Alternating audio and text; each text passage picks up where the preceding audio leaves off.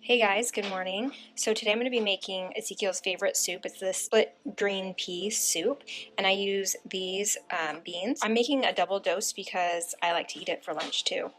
So the first thing I'm going to do is turn on my Instant Pot, and I'm going to go down to the saute function and press start, and then I'm going to put a little bit of olive oil. I just rough chop the vegetables because I'm going to use an immersion blender and puree everything, so it's not going to matter if they're a little bit bigger. So I'm just going to saute the onions until they turn brown, probably about 5 to 7 minutes. So now that my onion is cooked, I'm going to just turn off the Instant Pot. I'm just going to press cancel so it stops sauteing, and then I'm just going to let the garlic saute for about 30 seconds. At this point, all of my vegetables are in the Instant Pot, and I'm just going to add in the beans, and then I'm going to add in the water.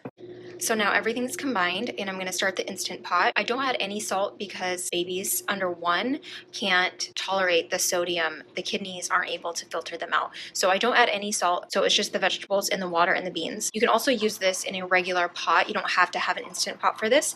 You can just cook it a little bit longer, probably for an hour. So here on the Instant Pot, I'm going to cook it on high pressure for 40 minutes.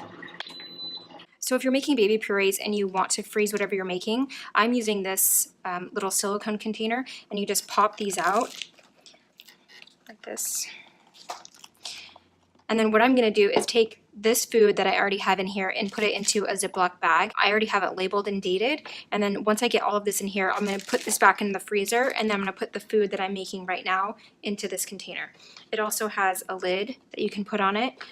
Now the soup is done, and it's been on keep warm for about 26 minutes. So now I'm going to open it up and use the immersion blender. So what you do on this one is you just press the button to release all the pressure.